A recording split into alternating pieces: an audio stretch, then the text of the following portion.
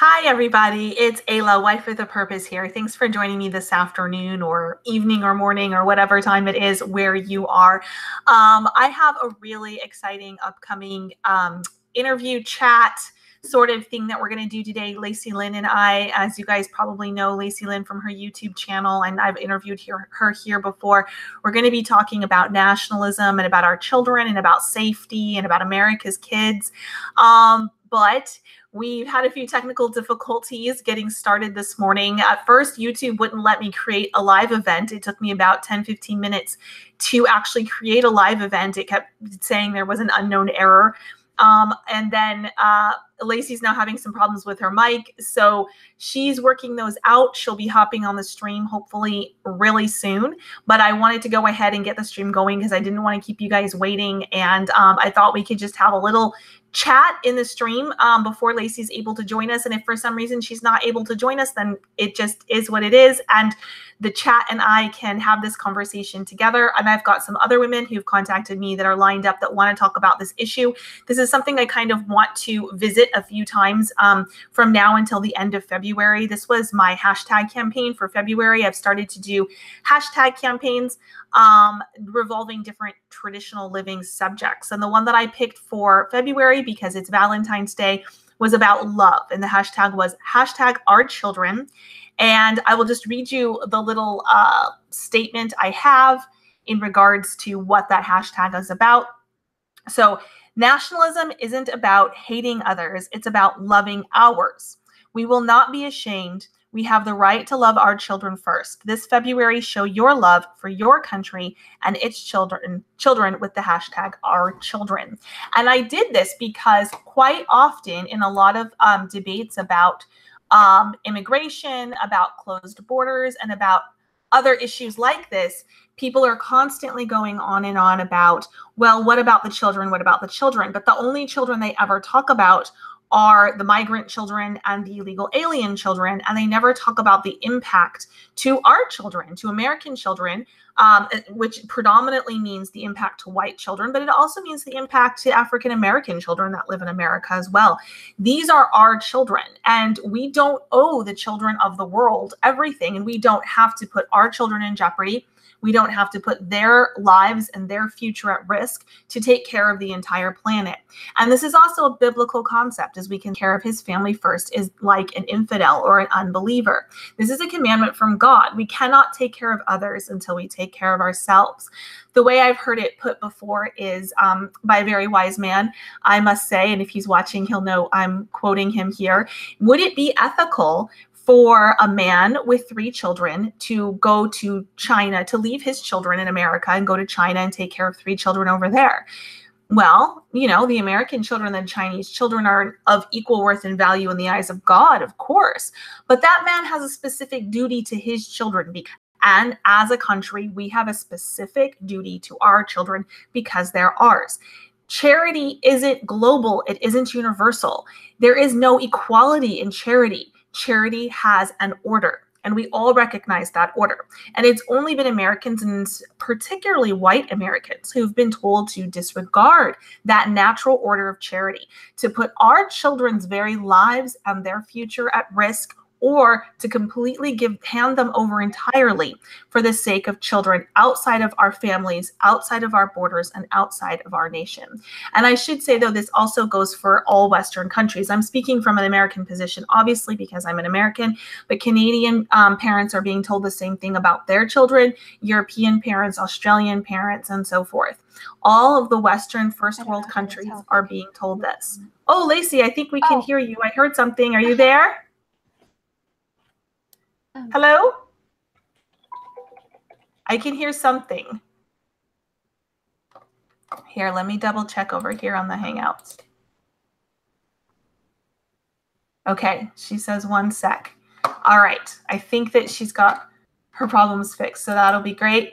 And we've had a nice little introduction here to the topic at hand, and I might review it a bit for Lacey when she comes on, although I think she's pretty much understands what I'm talking about here, and she's on the same page as me. So that's essentially what I wanted to get out there with this hashtag campaign, with the hashtag our children. This is the false narrative that I want to challenge with this. And this is the topic that I'll be addressing in this chat with Lacey, and then hopefully with other women through the rest of February. We're going to hop on and have these quick little discussions. I'm particularly interested in talking to moms. So if you are a nationalist and you are a woman and you're a mother, particularly, please feel free to contact me, and we can set up a little chat. I'd love to have several women in a group, maybe have a round table forum at some point. Let me hop over here to the chat real quick while we're waiting on Lacey. And I am here. Can you hear me? Oh, yes, we can hear you. Hi. But you can't see me. Let me check the Hangouts window because I have it open in the YouTube. Yeah, I can't see you. We can see your picture, but that's it. That might have to be good enough. Okay. Or do you want, I can keep talking, I can interact with the chat, and you can work on your video, or we can just go for it. It's up to you. What do you want to do? This is fine with me. Okay. Or do you want me to drop out and come back? You could try that too. Okay. Yeah, why don't you just try that real quick, and we'll see. All right.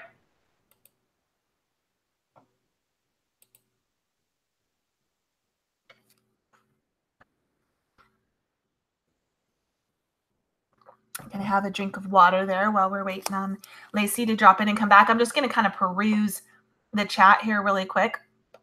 Got some good favorites here in my chat. Thanks, guys, for make sure that you like this chat. Give it a thumbs up. If you haven't subbed before, go ahead, subscribe, hit that notification bell. I'm trying to do more live streams. They're very popular right now, so I'm trying to give everybody what they want and do more of this. So make sure that you hit that little bell so you'll get the notifications when I go live. Informed Patriot 1776, we love you, Wife with a Purpose. Thank you so much. I really appreciate it. I appreciate all your support. Share this link, share the video once it's up, not as a live video anymore, but go ahead and share it, and we'll get the message out there about nationalism and how nationalism is first and foremost about love. And talking about the Bible before and its commandment to love our families and to put our families first, and there being in order to charity, it reminds me of also in Romans, how Romans in the Bible commands us to hate what is evil. So I don't want to claim that nationalism is all about love, because sometimes in order to love something good, you must hate something that is bad and that is evil and that is wrong. Obviously, if somebody is, again, sticking with the same theme, if someone is attacking your child, as we saw recently actually in the news, I just put this out on my Facebook, I think it was yesterday, a woman caught a pedophile trying to rape her child, so she shot him, she blew his head off. So in order for her to do what is good in that moment, and the good thing is to love and protect her child, she had to hate and kill this person who was attacking her child. And so the Bible is very clear on this. There is a place for hate, and that is when there is evil. And that comes in to play very well in this notion of there being an order to charity. Okay, just lost my train of thought. This is the danger with live streams. I was going to say another thing, and now I totally forgot it. Okay, let's move on. I just want to let you guys know, just as a little quick advertisement for myself, we do have the super chat feature. If you would like to use that anytime during the chat, I really appreciate it. I have a new learning packet up on my Etsy. I want to let you guys know about that. In fact, I am going to screen share that. I'm going to try to. My last live stream, I tried to screen share and I failed, but I think I know how to do it now. I think I've got it on correctly. Okay, let's see here. Let me see if I'm screen sharing this appropriately. Take you guys to my Etsy channel. Then I'm just going to come over here for a second and see if it's working after the delay on my live stream. Yes, it is. Perfect. Okay. So let me tell you guys really quick. This is my Etsy shop. It's etsy.com. I think it's /shops/wife with a purpose. But I think if you just put in Etsy Wife with a Purpose, you'll find my shop. I have a lot of different things on here, and I'm putting new things up every day. But this is a way that you can help support the work that I do, and all the hours that I put into what I do. And this is my newest thing. So a lot of you know I'm working on writing a book. And what I'm doing before, like as a precursor to that, and to get information out there in the meantime, is these learning packets. And I did a couple around Christmas. I did another one now on Heidi. This goes with the Shirley Temple movie, but it also can be used with the book. It's $2.99, 18 pages. It's a printable PDF, and it talks about the book as well as Swiss culture. So you guys are going to want to go ahead and pick that up. Even if you don't have kids, I encourage you to go ahead and grab it, because you can pay the $2.99 now, and then you just store it as a PDF on your computer. And then when you do have children, if you've been buying this every single time that I have put these up, then you're going to have this huge library and this huge resource for homeschooling your kids. So we've got a super chat. Frederick White says, what are the most important books in the Bible? That is a really big question that I don't feel like I can answer, because I think it depends on the person. I really, really think it depends on the person. So for me personally, Proverbs is 100% the book I go to almost on a daily basis. And I'll really briefly, why is that it is basically an instruction manual, and there's 31 Proverbs. So you can read one every day of the month and just continue to cycle through them that way, your whole life if you want to. And they're a short read. So, it's only going to take you, maximum 15 minutes or so to read it. And it is basically an instruction manual, step-by-step, of how to live your life.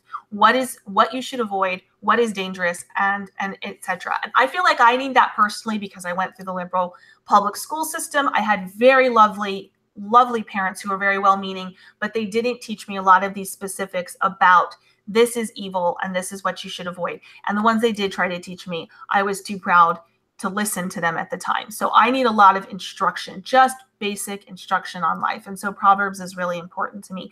Thank you, Frederick, so much for your super chat. It looks like we've got Lacey with us. Hello, Hi. Lacey. I am so sorry. Oh yeah, no problems. Like I was explaining earlier when I started the live stream, this has been like the fates have been testing us today. I know. I was trying to create the event and it kept saying unknown error. And so I tried to create the event 5 different times and it wouldn't let me. And I thought, okay, I don't know how to do this without creating a live stream event. I don't have the encoding software and all of that jazz. I'm not that technical. And so I was about to cancel it when all of them pulled up at once. So then I had to delete them and like pick one to use. And anyways, and then the mic issues, it's just really funny. I'm not very technically savvy either. I had to call my husband at work, and he's a gamer, so he has a couple of different microphones and a couple of different, we have a webcam, and then I have a better camera that I'm using now. So it's a matter of, selecting the right one and plugging in the right one at the right spot. And I know I'm really bad at that. I'm really bad at the technical. Like if something needs really specific instructions, I'm really bad at it. Getting back to what I was just saying about Proverbs in the Bible, I'm really bad about really specific instructions, even recipes. I have to really force myself not to kind of go off script with them and want to be like, oh, well, it says sour cream, but I could use yogurt, right? It's going to work. Like maybe I'll save a few calories if I use light yogurt. I have to force myself like, no, if the recipe says sour cream, you better use sour cream because then it's not going to work.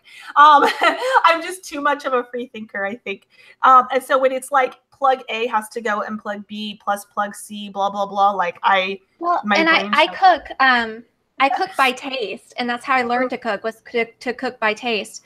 And I started getting into recipes later after I started learning to cook first. And so then I had to kind of put my pride down a little bit when it came to following recipes. And then people ask me for a recipe, and I'm like, well, I have to make up one first because I don't have one. Oh, I did that a lot too, because when I was a young adult first starting out how to cook, I was a vegetarian and then a vegan and then a raw foodist. And this was back before those were very trendy and there wasn't very much cooking information on them. So I basically had to make up my own recipes for the first decade of my adult life. And then when I had a more traditional diet and I could use traditional recipes again, it was really bizarre to me and strange, like figuring out how to do that. And I still do. I still make up things like I would say at least half, if not more, the recipes that I use on a daily basis, I've created myself or made them up, or, changed an original recipe so much that it's not even the same thing anymore. So when people ask me, I have to go back and go like, okay, like approximately how many cups of flour do I think I use? It's like, well, you put flour and water together until it looks like this. That's kind of how my brain works. So, alrighty. So let's dive into this. So I was saying earlier before you were able to get on the stream that I started this hashtag campaign this month, and I'm doing different campaigns each month to try to get traditional values and traditional views out there. And this month was called a hashtag called Our Children. And basically it's about nationalism and how nationalism begins with love. It doesn't begin with hate of others. It begins with love for yourself and for your family and for your own children.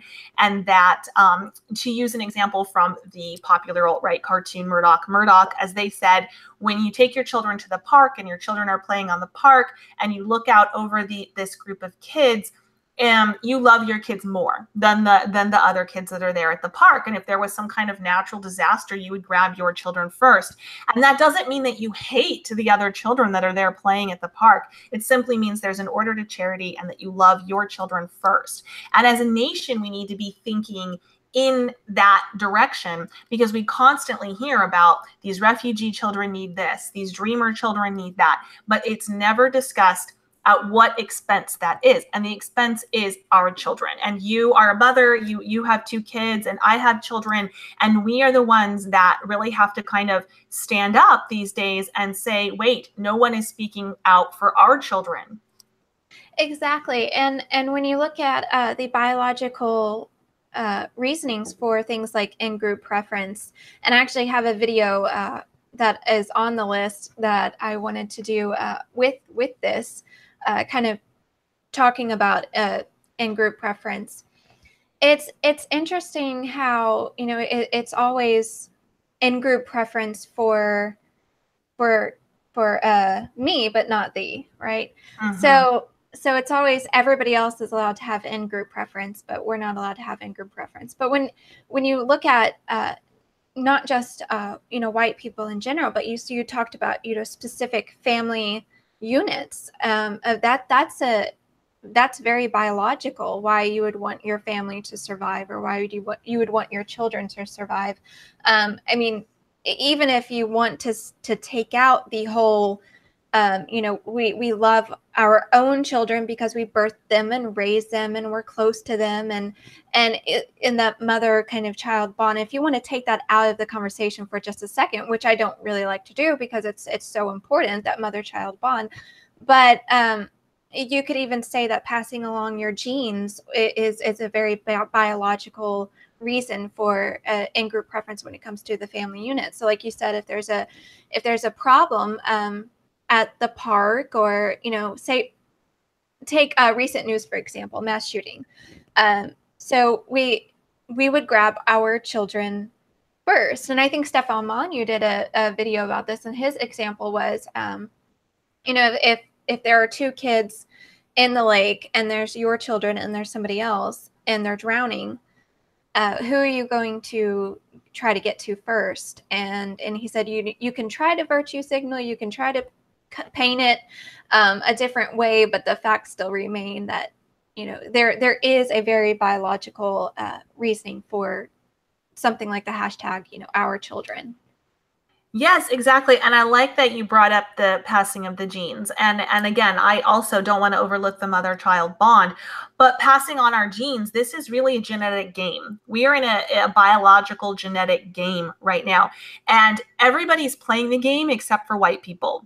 And that's something that I really try to emphasize in talking about this subject, is that African Americans and Africans over in Africa, Asians, everybody, Latinos, Hispanics, whatever name you want to give them, they're all playing this game. They're having large children. They're putting their children first. And I would expect them to. When a woman messages me and says, well, my husband is an illegal or something, whatever's going on with her family, and she is going to vote, against the policies that I would advocate for, I completely understand, and I would expect nothing less. She is trying to protect her family, and I understand that, and that's going to come first for her.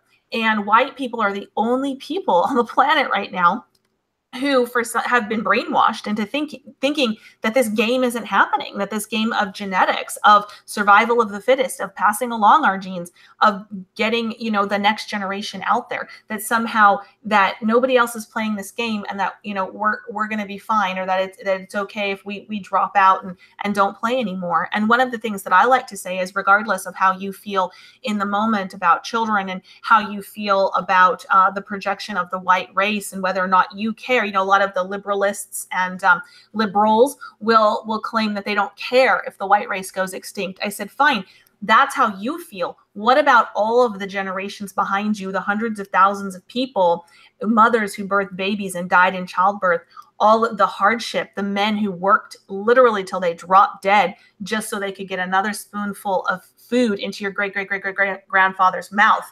They all sacrificed everything to get you here. And to not pass that on, and to say, and to not only not pass that on, but say, I don't care if my entire race goes extinct, is treason to your ancestors. And those are the people, as far as, you know, of all the people who've existed in human history, other than Jesus Christ, that's who you owe the most to, is your ancestors.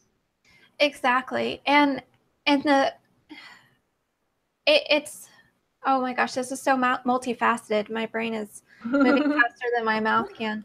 But when something pops out to me, and it's the PC culture, and this topic, I'm going to bring up a little family story here. When you're not able to advocate for your identity or your way of life, what is identity? What is white identity? It's the things that you can define our culture. Race, you know, it goes biological. But there's things like religion and culture and heritage and community. So when we take certain aspects of white culture and we advocate for them, it's not PC. But even worse than that, it's racism. Hold on just one second. Babies. I love this. My kids actually might knock on the door as well. I've actually told them recently that they're allowed to interrupt me during live streams, because they were kind of just kind of going to extremes themselves to not interrupt me. So I've actually told them recently, like, if the baby's crying, you can knock softly on the door, and I can pause the live stream for a minute and say, excuse me one moment, and go grab the baby. But yeah, so so the family story is that in this multicultural society, you know, you can try to get away from it, and you can try to not let it affect your family, but it's going to affect your family at some point in time. And my kids were being taught by friends things that completely contradicted our belief system. And I could not even communicate with the other parents in order to let them know what's going on. And I wonder if I could, would it have been offensive to them or offensive to somebody else if they caught wind of that? Because these parents were able to have their children kind of teach my children about their culture and their identity and their religion. But I come up and I say, I'm a white Christian. I don't really like that stuff being kind of pushed on my children. And mother to mother, you know, can we come to some sort of agreement that if it's okay for your children to talk about these things, it would be okay for my children. I couldn't even communicate with the parents, though. Right. So, yeah. So that, and I think I listened to Tara McCarthy talk about it one time, and she talked about kind of some anecdotal stories about being against multiculturalism. And it's that we can't even communicate with people anymore. That community aspect has been completely broken down. Take stay-at-home mothers, for example. If you're staying at home, you want to be able to rely on your neighbors and know that the kids that you're sending your children out to play with are going to have their best interest, the best interest of your belief system. Yeah, you want like a cultural, harmonious culture right. there. You want them to have similar values. Right. And kids will always teach each other things that parents don't want, like go run out in the street or something. But when we bring it down to very core values of like Eastern religion versus Western religion, this is very, very two different things. And it's just the fact that, you can't even as parents have these conversations about how the community needs to raise children anymore. The community isn't raising children. Definitely. Well, that was one of the reasons that my family, we used to live in California when I was first having my children.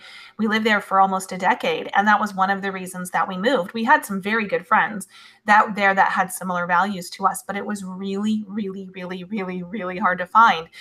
Most of the families there, as my husband and myself became conservatives, did not hold the same values and were really doing things that we didn't approve of as a family. So our children aged, they were getting invited to places that we didn't feel really safe sending them, and to community events and group events we didn't feel safe with. And one of the things that I absolutely loved about the time that we lived in Utah, we lived there for 4 years, was that it was a very harmonious culture, homogeneous culture, and not just racially, but which was rapidly changing, but also because of the Mormon Church was the main cultural force there. Everybody had similar values. And even those people who had left the Mormon Church and no longer participated kind of understood where the boundary lines were. So if they were going to have a child over, to visit, even if they weren't attending church themselves and they were having a Mormon child over, they kind of understood like, okay, this child isn't allowed to watch R-rated movies, certain these cultural standards that Mormons had. And that was one of the reasons that I was doing my advocacy when I was in Utah, because I saw that rapidly changing and I saw the value of that. And I didn't want Utah to become like California, where every family has a completely different value set, over not only just race and religion, but things like diet. There was some families so extreme about diet that you couldn't bring gluten anywhere near their child, and not because their child actually had a gluten allergy. There was no anaphylactic shock or anything like this at risk. They weren't even at risk for a rash. It was just a value system that they had, that gluten or animal products or whatever it wasn't even allowed in their house, or not allowed. They couldn't attend a birthday party at the park if somebody was going to be having a cake that might have eggs in it. And again, not for legitimate, allergy reasons, but for value reasons. And it was constantly this like eggshell game of like, I don't want to offend this person. I don't want to offend this person. And when I lived in Utah, it was like this breathing space of like, oh, okay. I had this, brief moment of time when my family's values were aligned with the greater community. And that was an amazing feeling. And I think that a lot of people have grown up in America now not knowing what that feels like. I think our parents and our grandparents had that, but we didn't have it growing up in the 80s and 90s, and even the people growing up in the 70s to a lesser extent. And we don't even know what that feels like. And unless you've had the privilege of living in a little tight, harmonious culture like a Utah culture, or maybe a Catholic neighborhood in Boston that's, where everybody still attends church, or something like this, where you have some similarities, nobody knows what that even feels like anymore. So I wanted to kind of talk today about the negative effects of immigration, because we constantly are bombarded with the positive effects. Oh, wait, before I get into that, we had a super chat. Spoiler alert. Thank you, spoiler alert. You are a tremendous supporter. I really appreciate you. He says, or he or she says, there are 3 questions that will destroy most of the arguments on the left. Number 1, compared to what? Number 2, at what cost? And number 3, what hard evidence do you have? And this is a quote by Thomas Sorrell. I think his name is said Sorrell, right? Or Sowell. I'm not exactly sure. I only ever read that guy's name. I haven't heard it said out loud. But anyways, that is tremendous. And that's a very good point. And Ben Shapiro is a very good arguer. He's a conservative Jewish guy, very articulate. And he's a very good debater. And if you ever watch him debate, he often brings up that compared to what, compared to what are you comparing this to? And that is very crucial. So back to the negative effects of immigration. I wanted to talk a little bit because I know, Lacey, that you have sons and they're still fairly young. But one of the negative effects of immigration that's directly impacted my family recently as my oldest son gets older is depressed wages and the fact that there aren't entry-level jobs for teen boys anymore in our community. And I think this is something that's overlooked. Is this something that you've seen in your lifetime or in your community? Yes. Well, as as a mother of two very young boys who are not of working age, I can't relate that way of my son trying to find a job. But when I do need the lawn cut or a repairman or you go down to I'm just gonna say the Walmart. I know I sound very country. I came from the country. The Walmart, or the Dairy Queen, and it's always somebody that you can't really communicate with, and it isn't a teenage boy or a teenage girl that, and they say that immigrants are coming over here to do the jobs that Americans don't want to do, and that's just not true, because before we did have this mass immigration and not only illegals but legals taking the lower end jobs, we did have summer jobs for kids or elderly as well, and it's that breakdown of community and communication again when you try to go out and communicate with the people in your community. That's the root word there, and you can't. So Yes, exactly. Actually, my aunt had some yard work done a year ago, some very ancient, very old trees in her yard. And she wanted them pruned back. They needed to be pruned back, but she couldn't communicate with the tree pruners because obviously they were Latino. And she thought she had communicated what she wanted with them.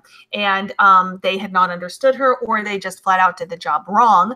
But they almost killed these like 100-year-old trees on her property. And she was just grief stricken, worrying that whole winter whether or not her trees were going to pull through. And it's just little things like that would be made easier, obviously, if there wasn't the communication problem and there wasn't the cultural problem either, because I think an older white woman who's retired, who cares very much about her lawn and property, is going to put a lot more value on those trees than somebody from a Latino culture, where obviously, as we can tell from the lawn upkeep of their personal dwellings, that isn't a priority for them. And I'm not meaning that as to be mean. I'm just saying that that's an observable truth. That's not something that they value. If a tree dies in their front lawn, they're kind of like, whatever.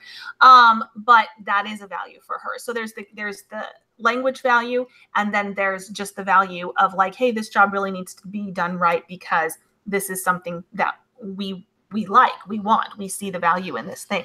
Right. And when you talk about value, sorry. Oh, go ahead. When you talk about value, what values are we teaching children that they're not able to have like a stake in their community? They're not able to have to learn those values of taking an interest in your community and preserving it and putting forth that effort to be a part of something, and it's that sense of duty, right? That you grew up in this area, you serve this area, you take care of this area. When boys, your son's age, are not able to find, a lawn cutting job, and that's taken by somebody who is completely different from, their community, their culture, their race. What values is that teaching them?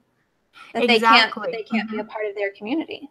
Exactly. Yeah. And it doesn't give them that stair step learning process of learning how to be a functional member of their society. Right. And again, thinking back to the recent news reports, of this school shooting, this guy had recently got a job at at the dollar store. The people that he'd been living with after his mother had passed away had said, well, if you're going to live with us, you need to get a job, that sort of thing, which was good. That was the right thing for them to do. But I kind of wonder, and again, I'm not blaming the school shooting on this, and I don't know what his past is, obviously, but I'm kind of wondering, had he, was that a bit of a rocky transition for this really, really obviously troubled kid with a lot of problems to go from this really troubled school environment into this kind of like, nothing of a job, when maybe he could have had that stair step learning experience of like being 12 and mowing the neighbor's lawn next door and seeing how grateful she was, the social interaction that comes with that you get in your community, that the sense of taking care of the elderly, which is the job that a lot of young boys do as far as lawn care and and things like that.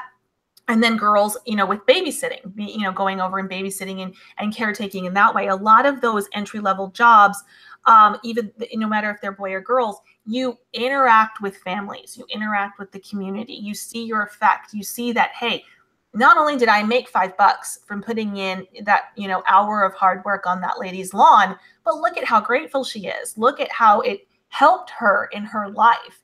And that's something, they're not going to learn at the dollar store. And the dollar store is maybe more appropriate for somebody who's already had those experiences and is now ready to move on to the next level of, working their way through college, or, trying to get into a management position in retail, or whatever it is. It might not be the most appropriate job to start out with as a first job for a teenager, but there's no stair step there anymore. All of our childcare has been outsourced for girls, and all of our lawn care and those kind of day labor jobs have been outsourced for our teen boys.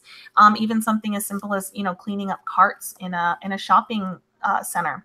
But then also, when you were talking, one thing that came to my mind, because I'm thinking about my personal experience with my son, but I'm thinking, we have an extended family who have had, problems and issues with drugs. And so, when they're trying to get back on the right path after, maybe having a drug addiction for a few years or whatever, and now they've got a criminal record, whatever it is, and they're trying to get back on the right path, they need those entry-level positions as well. Those, scrubbing the toilets, being a maid at a hotel, those kind of positions that there's not a lot of demand. You don't have to have a lot of experience. They're not super worried if you have a criminal record, because obviously they're not super worried if you're an illegal alien either, but just something to kind of get your foot back into the community, start being responsible for yourself, and kind of start over your life. We've also lost those. And so that kind of leaves those people who have made life choices that were, maybe not the best. It leaves them really limited in how they can become a healthy, functioning citizen again. Have you seen that, anything like that in your life? Yes. Well, I have a couple of family members who've dealt with situations like that, or they've been through a divorce, and you see people starting over again. So I have definitely seen that struggle in extended family members, and also there's another one to throw in here. Is mothers, the community of mothers. Now, when it's been historical, then I talk about this channel a lot, is that mothers and homemakers used to run the communities, and in many different ways. But when we are discussing employment, mothers and homemakers, full-time homemakers, used to have these things like selling diet products or selling makeup products or something like that isn't new. It was just more in the form of Tupperware parties, or something that I'd probably be more interested in. Couldn't mind if we get back to Tupperware parties instead of the yeah. But when that community aspect is broken down, and the mothers and the homemakers don't have anywhere to plug into their community either, and those social groups are so multicultural or so liberal or progressive, that that's an area to look at as well when we're talking about there are some mothers who get side jobs, or and then now we're stuck in an area where There's no jobs for teenagers. There's no jobs for elderly people. There's no jobs for people starting their lives over with drugs or divorce, recovering from that. And then there's no plugging into the community for homemakers either. Yeah, exactly. That is so true. And there's just, again, getting back to what you were talking about, the communication breakdown. I found that within the mothering communities that I've been in as well. And so, for example, when I was going through graduate school up in the San Francisco area, many of the projects that I worked on had to do with motherhood and, natural motherhood and traditional motherhood and, home birth and breastfeeding and things like this, because that, as a mother, as I already had 2 children when I was in graduate school, that was what I was interested in. And I was constantly having to preface a lot of my papers and my work and my presentations with, I'm really sorry there isn't a diversity of voices here and that I'm only having talked to white women. And I thought that was a failing on my part. And then going back and looking at it was like, well, of course, it's really hard for me to communicate with Latino women, particularly if they don't speak English. And it's really hard for me to cross those barriers and understand their circumstances as mothers when they have very different cultures and very different lifestyles from me. And, so I was constantly feeling like as a scholar, as well as a mother, that I was falling down on my job and I wasn't reaching out hard enough, that I wasn't, I was constantly trying to find these women so I could interview them or talk to them or make connections with them. And it was just a constant struggle.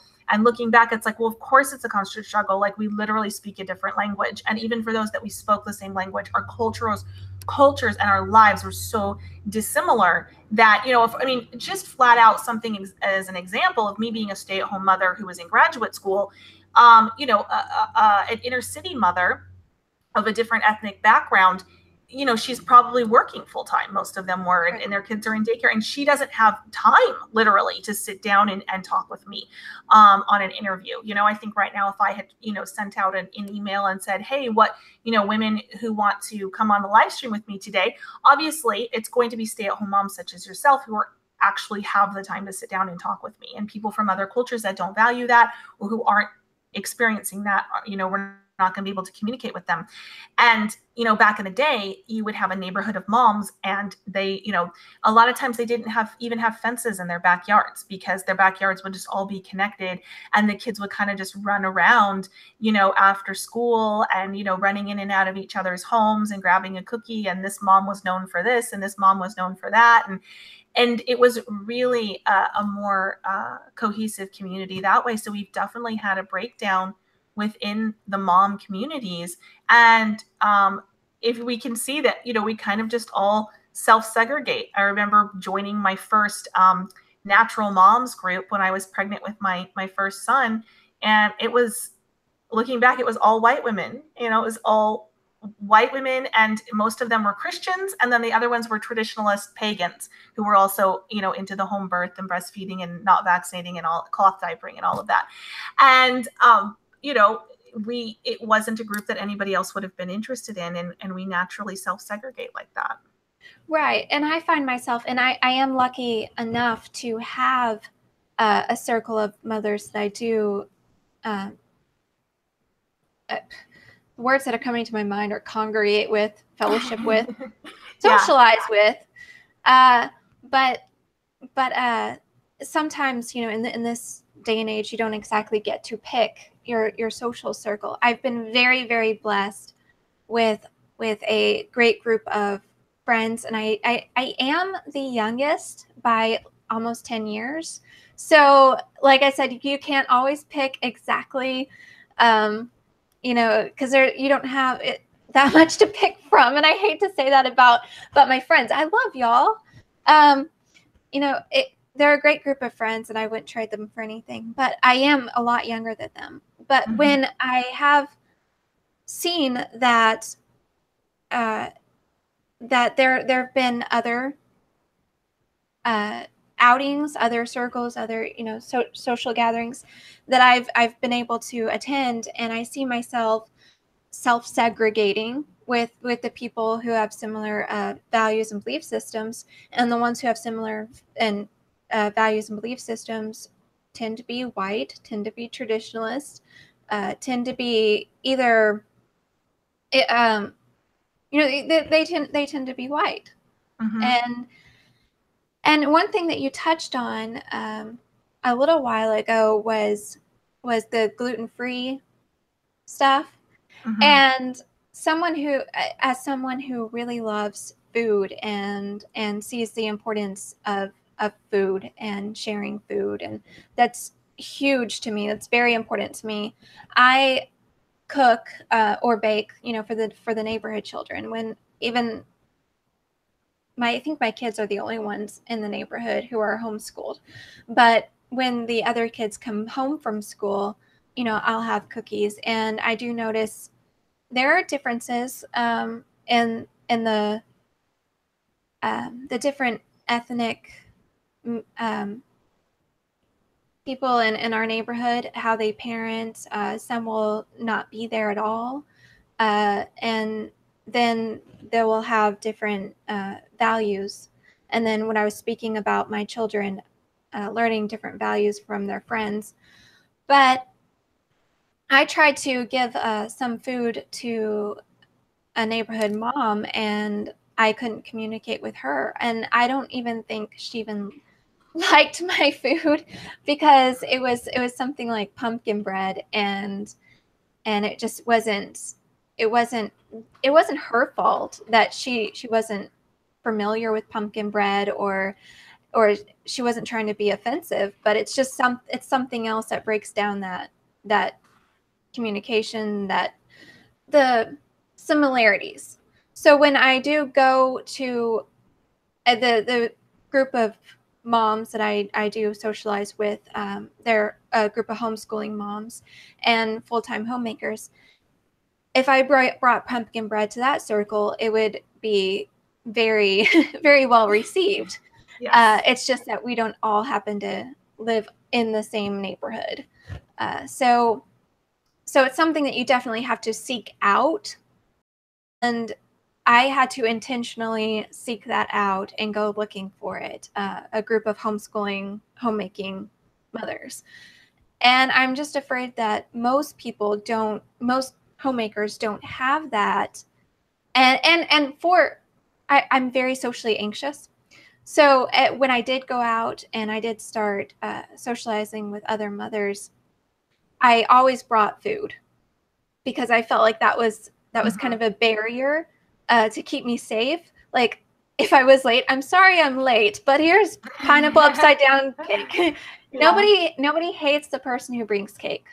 So food is very, very important to me, and growing up in the South in America, it means a lot to me, and it means a lot to my homemaking. It means a lot socially. And when you have a situation where you're dealing with a mother who you not only can you not communicate with language wise, but you can't even say, I can't communicate with you, but here's a pineapple upside down cake. Don't hate me. Mm-hmm. It's something that it's another breakdown. We can even share food, and I know that sounds so trivial, but it means so much to me, and other people who have the same importance, on shared food.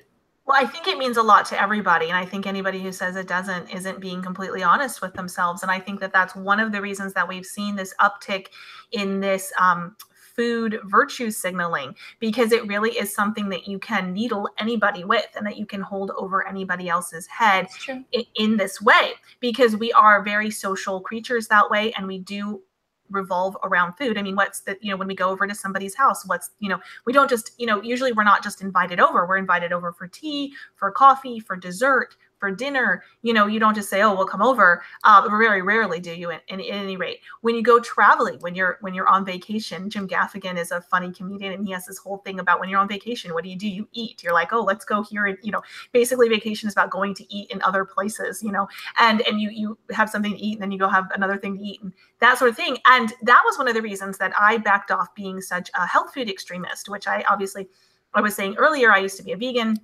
I was a raw foodist at one point. In fact, my first child was born, I was a raw foodist, and it was socially isolating because obviously, even just being vegetarian is difficult enough because people are kind of panicking about, oh, well, can I put, soup mix in here or whatever, if it has bone broth, or, figuring out those sorts of things. And then to be vegan was, really over the top. Most people didn't even understand what that meant. And then raw foodist was just like, it was like Mars. It was like nobody could, I was just like, I'll have some carrot sticks, it's good, or whatever. But I noticed how socially isolating it was. And that was, more so that was a reason that I backed off a lot of my health food stuff. Now I stopped being vegan and raw foodist because I came to a scientific understanding that I didn't think those were appropriate diets. But the reason I'm not as much of a health food extremist for my children as I would otherwise be is because I want them to be able to socialize. And one of the things we avoided for years was corn, because corn, even organic corn, has been genetically modified. And there's a lot of issues with that. It's getting into our drinking systems and this sort of thing. But when we moved to Utah, their grandma and their grandpa sold kettle corn. This was something they did as a part-time job at fairs. And I was like, I can't tell my kids, unless there's a legitimate allergy and my kid's going to go into anaphylactic shock from eating kettle corn. Why would I tell them, like, you have to tell grandma and grandpa no when they want to give you some of their kettle corn? It's like, that would be ridiculous. And so one of the first things I did when we moved to Utah was lift the corn ban. I said, okay, we can have corn again. And my kids were like, yay, they've been years without corn. And, it's little things like that, even soda pop. So, my kids didn't have soda pop until about 2 years ago. We moved right near where we were living was near a gas station.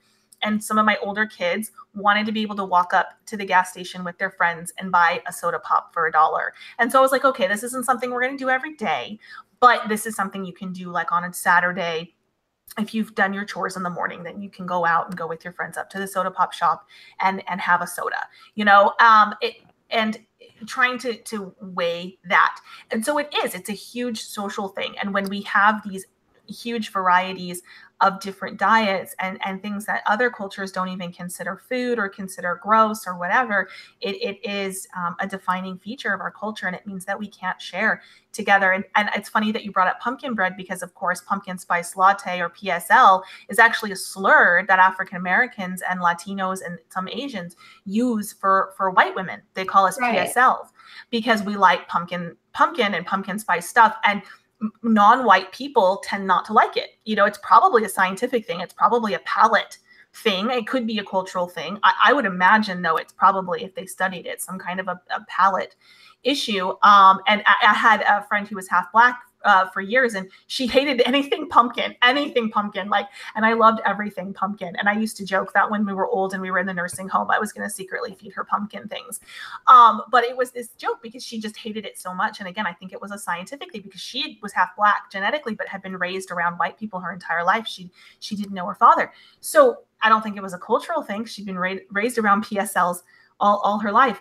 And so, yeah, that's a really important point. Some of the other things that I've been thinking about was schooling. And I know that, of course, people who are familiar with you and your work and your channel, you're a big fan of Leave It to Beaver.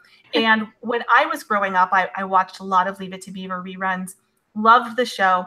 And one of the things that is just that classic Americana moment that I grieve that I don't have this for my children is that sending them off to school in the morning and them going to that little schoolhouse with the flag raised, waving above it, having that sweet school teacher that takes the extra time with them so they can interact with other adults during the day, and, going to school plays and all of these iconic things that we see in movies and we see in TV shows like Leave It to Beaver.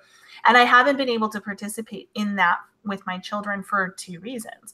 Number one, of course, the liberal agenda that's overtaken the school system. But number two, the demographic situation that's overtaken the school system. And almost no matter where we've lived, if I sent my children to school, they were going to be bullied and attacked by non-white students. And that's simply a fact. That's something that's happening in our school systems that is absolutely rampant. And particularly where I grew up in Las Vegas. And I was kind of this last end of this wave of white kids that went through public school. And once I would, be in like 8th grade and turn around and look at my 6th grade that I had went to, it was almost all Latino. And we would play this game called Count the White kids, I've referred to before on my channel. We'd go back and visit these schools that me and my friends had been in just a few years before, and it was all Black, all Latino, like with one white kid in, in the entire school assembly. And I actually went to school assemblies as a high schooler. I went to a charter school, and so we would advertise our charter school around to the junior high schools, and I would go around all the junior high schools in Las Vegas and do this performance at an assembly. And again, we'd play Count the White Kids because there weren't any, and or there was one, and of course he was very dejected looking little skater kid sitting in a corner with no friends. And so that's a huge part of not having a nationalist nation, a nationalist policy, a nationalist idea that puts our kids first. It means that we either can't use the public school systems, even if we want to, and if we do use them, our kids are going to be threatened. They're going to be in fights. Race fights, of course, are rampant in public schooling, and this sort of thing. Is that something that you would agree with? Yes, definitely. I'm so glad you brought that up, and you brought it up in such a realistic way. I think that some people have this idea of the homeschooling mother that she's just so overbearing and she only lives for her kids, and there's some sort of unhealthy relationship there. And then I also wanted to do this video on my channel, why I started homeschooling. And it was because of liberalism, and it was because of the progressive, kind of isolating the kids who had more conservative or traditional values. And so I went through a lot of that when I was in high school, and I was like, no way are my kids doing this. This is awful. I mean, and it did teach me a lot about how cruel and rough the world can be. But it's not something that I would want for my children, because I had to do a lot of unlearning, and then I had to do relearning of American history. My husband and I, he's a little bit older than me, but he'll sit there and he'd be like, you didn't learn that in school? I said, no, I did not learn about that in school. So there's a lot of things that I did miss learning in school because they were so dead set on teaching us, this virtue signaling, like white people are bad. And I grew up in a rural Texas area. So it's still, it's just the time that I was born in. It's hard to get away from, even if you're in the boondocks in Texas. So, mm-hmm. So when I look at, you talked about Leave It to Beaver, and it's season 2, the theme song where she's giving the lunchbox and they're running off to school. And I still have somewhat of kind of a routine of, I pack a lunch for my husband and I send him off, and I make breakfast in the morning and we all eat at the table for breakfast. But I'm not going to lie. I'm not a saint. When we talk about, would I send my kids to public school if we were living, pre-immigration era, definitely. And I would feel safer sending my kids to school, not just because of the things that they would be learning or not learning, but I would feel safer as in they are not going to probably die today. Mm-hmm. And I'm armed and I'm trained, so I trust myself with my own children. And if something happened at our house, there's guns everywhere, and I'm trained in Systema, and I trust myself with my own children, and I trust my husband with my children. I don't trust the public school system with my children, if we're speaking solely on physical safety. Mm-hmm. But I also don't trust them with their education. I can't, if I were to spend the time as an adult, actually being an adult and learning homemaking skills or being present in my children, my home, my marriage, instead of, all this stuff that I had to unlearn or to learn. And so that's why I don't want my kids in public school, and I do choose to homeschool. But like I said, I'm not a saint. I love my children dearly. I love being with them, and that to see them recite the pledge and to see that patriotism kind of instilled in them and to be there for that moment. Yes, it's great, but I'm not going to lie. There's, dinner would be on time every single night if I didn't homeschool, or house would be cleaner. I know for me, my house would be so much cleaner. And then, if we lived in that society, the community would be better. Moms would be getting together more. So yes, traditional homemaking is another thing that could be really delved into and really expanded with your kids in school all day. Sewing, cooking from scratch, these things take time. These things, they're not just something that you can do really fast, although now I try, because it's traditional homemaking is something that's really important to me. So I even if I don't sleep, I want to make sure that I do it all. I think that we have that in common. Yes, definitely.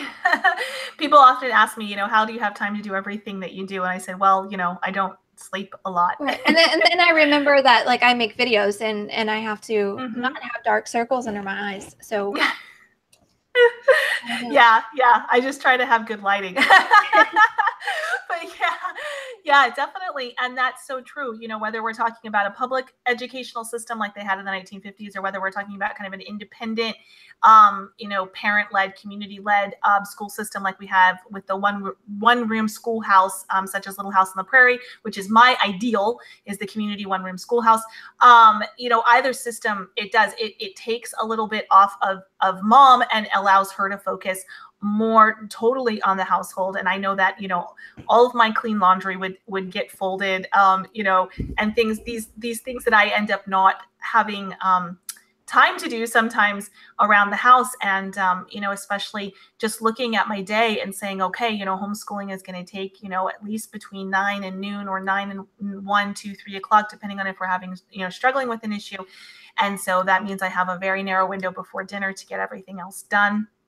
And so that's an issue. And then I think for those that have kids in public school, I just wanted to throw out a couple of stats here for people who like the statistics on this. The cost to educate illegal aliens in our public school system is $59.8 billion a year. 1 in 10 U.S. schools is designated a LEP, which means Limited English Proficiency School. For kindergartners, if you just take kindergarten into account, that number doubles. And so I noticed that we were having...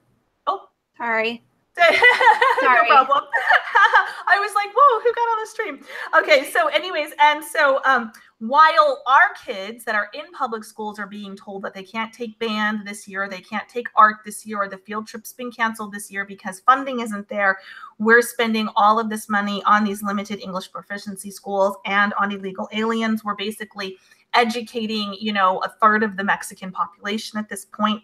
Let's see. And of course, these limited English programs are only for children whose skin is dark. They do not give this English proficiency program to immigrant neighborhoods where it's Russians or Ukrainians. For example, I had a friend who worked actually as a teacher's assistant at a school that had a high population of Ukrainian immigrants. So these are white children, but they're struggling with English because they just moved here. They got no help. They received absolutely no help.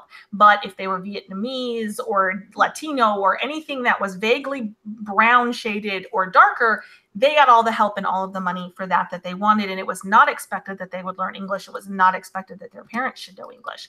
And most of the cost of these English learning programs and these illegal alien schooling, 98.9% of it is coming from the local community. The 2 states hit hardest in order are Texas and then California.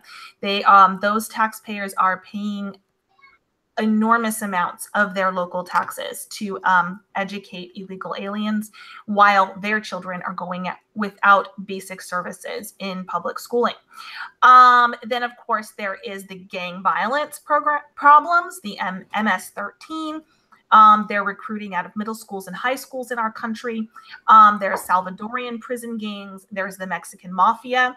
As a very quick anecdotal story from my life, the Mexican mafia was very prevalent up in Northern California because of the illegal or semi-legal, quasi-legal medicinal marijuana growing situation that goes on up there. And whereas the hippies kind of would just grow marijuana on their property or maybe, in the woods right beside their property, the Mexican mafia would come up in huge groups and just overtake whatever property they wanted, whether it was national forest or in the case of where I live, they took over the Boy Scout camp. And they literally just have armed Mexicans in there and they grow marijuana. And for years, the local Boy Scout camp where I lived was not usable because it was infested with Mexican mafia.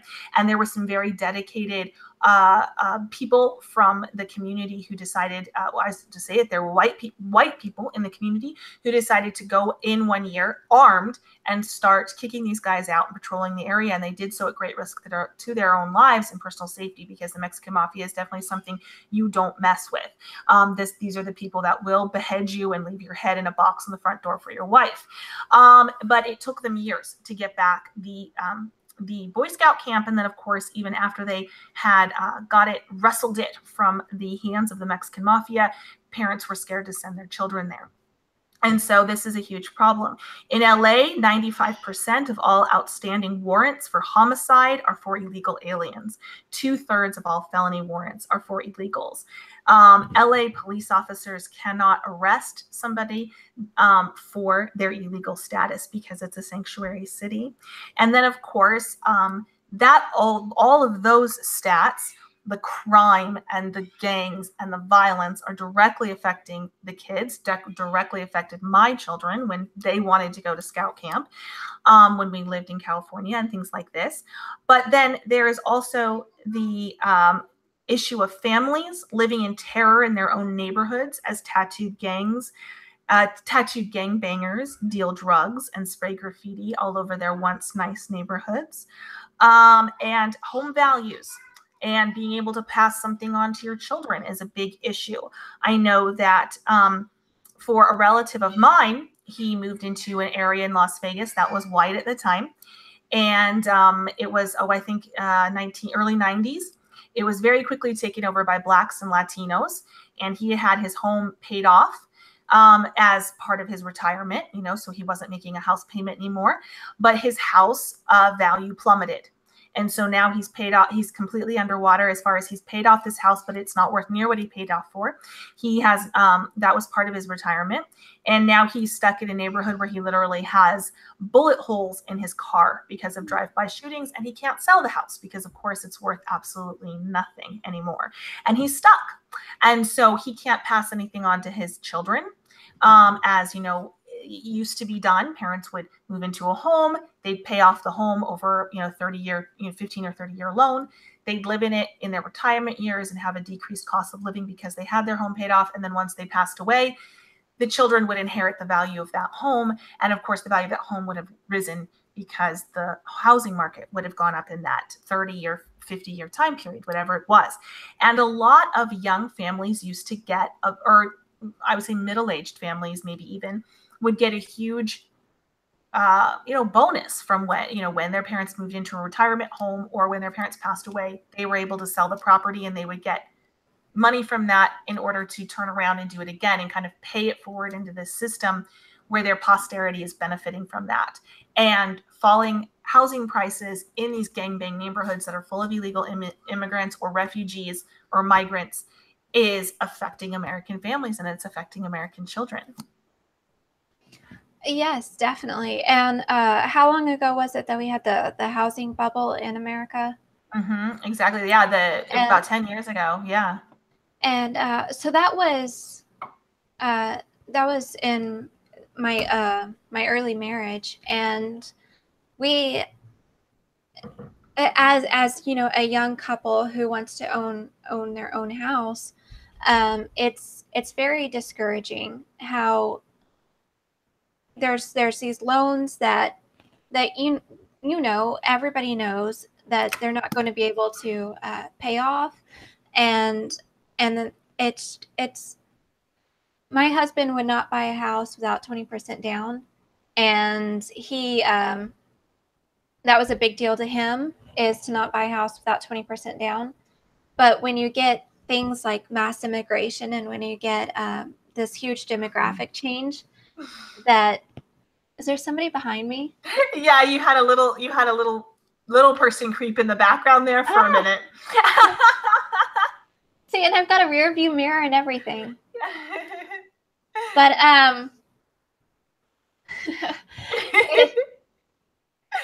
anyway, so I was saying that when you have this demographic change, and when you have immigrants that you need to house, you have loans that nobody can pay off, and it's not realistic. So there are even less houses to buy now. I don't think that rent to own is a thing that people do very much anymore, where you used to be able to rent a house and then work towards owning it. That is fall by the wayside, taken away with these loans that nobody can afford. And it's created a huge mess. I mean, how are we housing immigrants, but we're not housing the people who are born here and can contribute to society and to community with, you know, producing children who are able to be healthy, productive members of said society? It doesn't make any sense to me. Exactly. We've got another super chat here. Phoenix Fire 108 says, "Can mothers be okay with the fact our children need to be fighters now? How would you build our children up as warriors without them becoming savages?" I don't know if you have any thoughts on that, Lacey. Yes, I do actually. Could you give me just a second though? And yeah, sure. I can answer the question first, and then yeah. So definitely I would say number one, look towards those older systems, because what we used to have were fighters. We used to have men that were and women who were not ashamed to stand up for what they believe in and not ashamed to be who they were. And particularly, you know, when we're talking about fighters, I do think more on the male side, obviously. And we did raise boys that were strong and who didn't back down when confronted with a lot of this nonsense that we have in our society today. They were strong, masculine men. And so I always advocate looking at older literature, the Hardy Boys and things from the 1950s and 40s and 30s, things that were written then. Of course, you know, looking at older shows, looking at the way that men acted in those times, the strength that they had. Again, getting back to Lacey's love, which is Leave It to Beaver, and shows like that, Donna Reed, and that whole host of shows. The figures in those shows were really great. They took the time to sit down with the children, to counsel them through things, but they were strong and immovable. And that's, I think, one of the things that you can do to stand that line without moving into savage is teaching your children to be strong and immovable. But that doesn't mean that they have to be going out instigating fights or instigating any kind of, you know, degenerate behavior. Just to be strong, immovable males, and then also confident females who know what they want, who are not ashamed of the fact that they're a homemaker, and who can defend themselves verbally when attacked by the greater society for making that traditional choice. And so old Boy Scout manuals are great resources, anything like that you can find, old magazines and media that can give your children those examples. And then of course, 100%, if you have any men or women like this in your immediate family or in your community or at your church, definitely go to them and see what kind of interaction your kids can have with them. Are these people that can lead a youth group, lead a camping trip, lead a Boy Scout troop, whatever it is, so that your children get time to interact with those and learn from those role models. Lacey, are you back? Yes. Okay. Yes. And And I'd just like to echo what you said on the male example is so important when we're talking about raising boys and girls. The male figure and the father figure has been so demonized and so devalued in modern society that we look at we don't only look at characters like June as, you know, oppressed or repressed. We look at characters like Ward, you know, being overbearing, and which is just absolutely ridiculous. But when you look at traditional families, tend to, you know, be of the patriarchal family structure. So that father figurehead is very important, and it trickles down to, you know, the wife and then the kids, and it's that leadership example, you know, that the fathers have. And when we talk about white culture, this is something that has been upheld in white culture, and something that's really been important to white Western culture. When you look at other ethnic groups, they either don't uphold the family at all, or the fathers are very absent. And that's something that seems to be running in the Black community, is that their fathers are very absent, and the government definitely takes advantage of that, and it hinders them and keeps them in that state. And when I think of what example I want my boys to have, it's somebody exactly like my husband. He's firm. He knows what he believes in. He stands for what he believes in. He's not savage about it. He's not you know, he's just a very good example of how to be firm and steadfast in your beliefs. And he doesn't even have to raise his voice about it. He doesn't have to raise a fist about it. He's just that traditional male, I think, is very much firm but gentle, And when you talk about Boy Scouts, I think things like that and other Christian equivalent of the same, fathers being involved in their kids' lives, because they take the fathers and they're involved with those activities, and they take the boys and they show them how to build a fire or how to throw a hatchet, you know, stuff that the nurturing mother type, you know, you're really kind of like, oh, do my boys have to learn that? But that's so needed, and that dynamic of, okay, you threw a hatchet today, you built a fire today, you didn't die, I'm glad.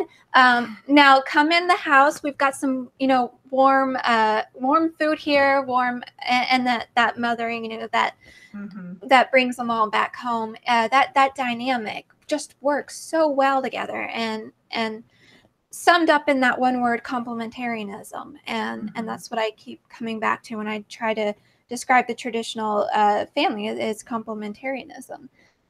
Those values will instill in your children the ability to stand up for what they believe in, and it won't turn them into savages or and then when we talk about demographic change, you have a change in values and the economy and just everything, that white guilt.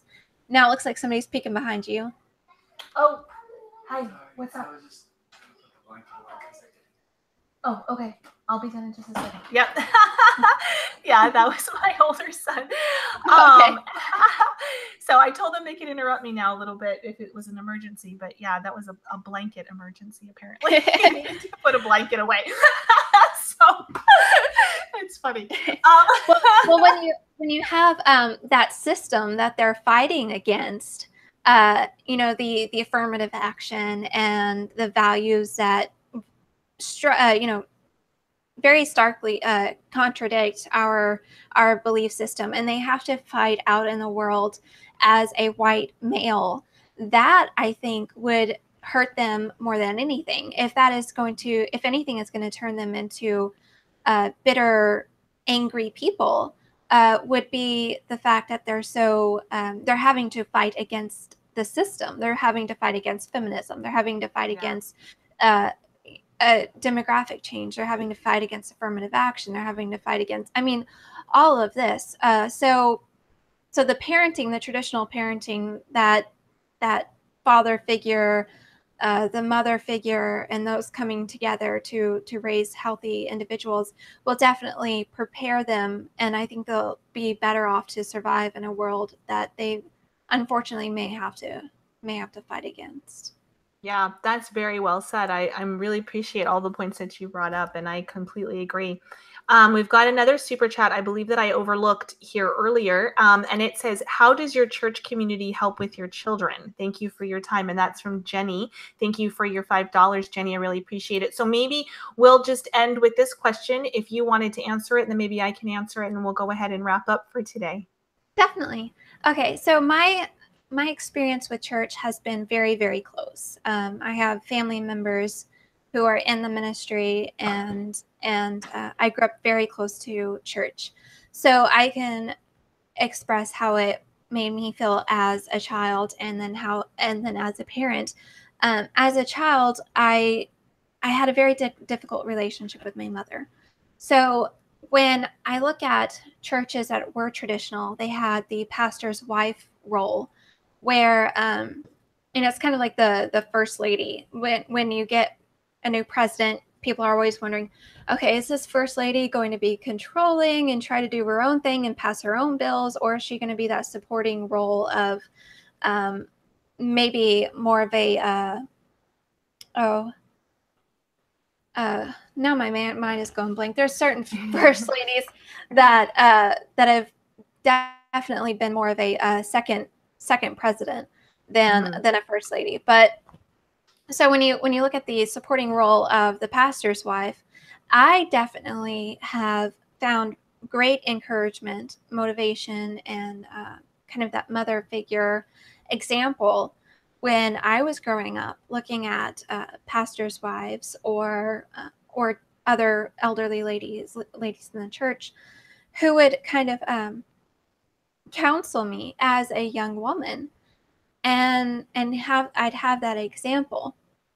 So when I didn't have a good relationship with my mother, and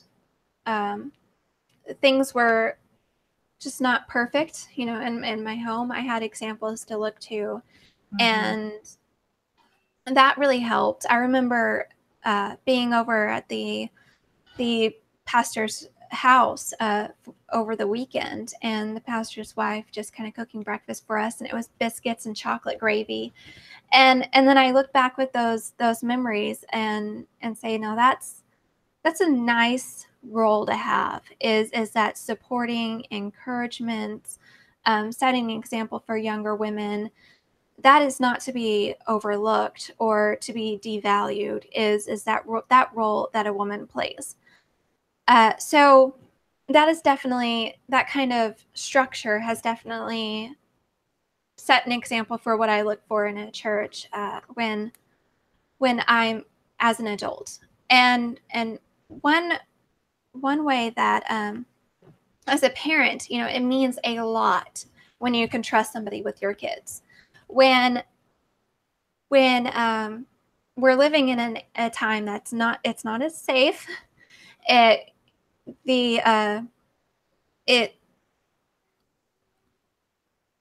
when you can trust somebody with your kids, it means a whole lot. So I remember when I went to a woman's luncheon, I think, at church, and I brought along my baby. At the time, he was a baby, because I was with him. I don't have any outside of the family childcare. So when I brought him along and he was crying and fussing, and the pastor took the baby and let me finish the luncheon, and he watched the baby by himself. And of course the feminists would say, oh, he's just gonna, Wynn can't be trusted and all that. But it meant so much because I was able to trust him with my baby, and he even stood off to the side where I could see them both, but the baby couldn't see me, so he wasn't asking for me. And that just, it meant the world as a mother to be able to hand off your baby and to trust somebody with your baby. So that meant something really incredible, to know that your church family is there for childcare, one, which is a huge support, especially for women who stay at home and your children are usually with you homeschooling. And so anytime that you can give your child off, if we have Bible study or something like that at the church, to be able to trust whoever's caring for your child. Also, when they're setting examples for your children. So when you're picking a church, you have to look at your values as a family and what values you want to instill in your children. Like I said, the pastor's wife was a huge influence in my life. So that's one of the things that we look for in a church now. Also, how does the pastor act? How does he treat his wife? How does he treat the congregation? The elders in the church, how is it run? Is it run traditionally, or, so are they teaching progressive Christianity? Are they teaching traditional Christianity? What are the values that they have? Because those values, if you value the church and community and you spend a lot of time in that, those values are going to be what your kid is growing up with. As much as, as parents, we have an influence in our children. If we put an emphasis on the church influences them as well. So it's really important to pick a church that will mirror your value system and be something that you can trust as sort of an extended support, an extended childcare, an extended parent, an extended community. And even when you're in need financially, the church can be there. If you're in need with food, the church can be there. If you're in need with friendships, the church can be there. When you're in need with somebody to socialize with your children, especially as homeschooling mothers, the church is there. So it's really important when looking for church to think about these things and how the church is really an extended community that greatly influences your children's lives. Yes, exactly. I echo everything that you just said. I completely agree. I think that the role that church plays in our life as a family is absolutely crucial. We make a joke in our family that we go to home, we go to church, and we go to the grocery store. And that's about it. We're at church, 4 or 5 times a week for youth groups and Bible study and all these different, as well as, attending Sunday services, and then, extra holidays and craft events and things like that. It's really wonderful. And it is the main social outlet that my children have, outside of a homeschool group that we're a part of. That's where they're interacting with adults. It's where they're interacting with other children. My teenager is part of the teen youth group. Our scout troop is through our church, everything. So we're there constantly, and that's where our main friends are. That's where our main community is. And just like you said, I like being able to have other adults that my children can go to that I know are going to mirror my values. Maybe not perfectly, of course, there's no 100%, but they're going to be much on the same page with most issues as me. And so finding a good church is very hard, but it's worth looking for. And I think that it's worth looking for even if your church is not racially aware, because most churches aren't. I still think that there's enough good benefit that comes from church that you and your family and your children will get. And you can always, I have a friend who likes to drop very subtle red pills on his pastor and in his church community. And he's had some success, and he's had a pushback from the occasional liberal who, suddenly thinks he's a racist. But you can very subtly drop some red pills in your church and talk to your pastor and talk to other families about some issues when they come up that are dear to your heart, without being pushy and without ostracizing yourself or your family. There's definitely ways to do that. And that's actually another wonderful thing to do, is just to be a person that speaks up.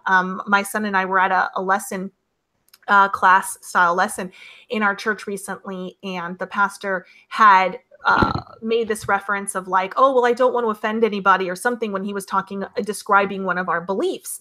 And I said, oh, hey. And I spoke up and I said, we're all the same faith here. You can go ahead and say it. You can say that it's true. Just, have the courage of your convictions. It's fine. Like, you don't have to mealy mouth around us, or, you don't have to step on eggshells. Like, we're all together in this, right? And just to be able to, give a little encouragement, because he was trying not to offend anybody. But, I like to be able to say, hey, that doesn't have to be our number one thought, especially when we're talking about faith. And, if we believe our faith is true, then we should preach it with conviction and not worry about, oh, I don't want to offend anybody. And so you can drop those very subtle red pills on your community, and help create the community that you would more ideally like to see, even if your church community starting out isn't your ideal. But I can hear my baby is needing mommy. And I know that your kids need you to get back to them. So I'm going to go ahead and wrap it up today.